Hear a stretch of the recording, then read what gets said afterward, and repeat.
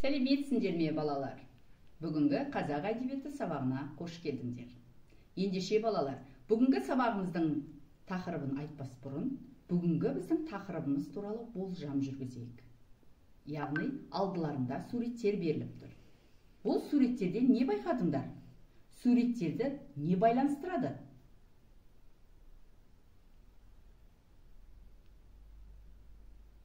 Әрине, ол жерде күй тартатын домбыра, киіз үй, түйе және де жолаушылар. Соның нәтижесінде біздің бүгінгі сабағымыздың тақырыбы Тахауи Ақтановтың күй аңызы әңгімесіндегі құндылықтар. Сабағымыздың мақсаты әдеби шығарманың жанрына байланысты сюжеттік желілерін, эпилог, прологтарын анықтау, шығармадағы материалдық және рухани құндылықтарды заманауи тұрғыда салыстыра жаңашылдығына баға беру. Бірінші тапсырма: берілген кесте бойынша оқиға сюжетін жазып, кейіпкерлерге баға беру.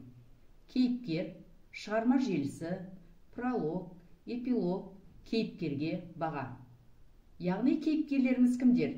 Кейіпкерлер Еспенбет, Оразымбет, Жаңыл және Қарт. Төменде берілген дескрипторды негізге ала отырып, тапсырманы орындаймыз. Екінші тапсырма: шығармадан мысалдар келтіріп, рухани құндылық пен материалдық құндылық туралы кестені толтыру беріліп отыр. Яғни, мысал келтіреміз, рухани құндылық және материалдық құндылық. Төменде берілген дескрипторды негізге аламыз балалар. Үшінші тапсырма: берілген мәтінді оқып, заманауи тұрғыдан салыстырып, жаңашылдығына баға беру. Адамның өзін-өзі жүзеге асыруының негізгі критерийлері: рухани және материалдық құндылықтар. Бала туылғаннан бері оның болашағының іргетасы қалыптасады. Отбасындағы атмосфера, айналадағы жағдай, бұл барлық құндылықтардың қалыптасуына тікелей әсер етеді. Күнделікті өмірдегі материалдық аспектілер әлде қайда маңызды болып, эмоцияларды, сезімдер мен тәжірибелерді артта қалдырады. Қоршаған орта кейде дұрыс таңдау жасамайды. Себебі әркім жақсы пәтерде тұрып, банктік шотқа ие болған кезде әркім суретке түсіруге тырысады.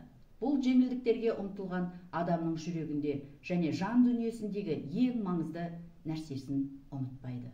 Бақытқа жету үшін үйлесімділік табу мүмкін емес.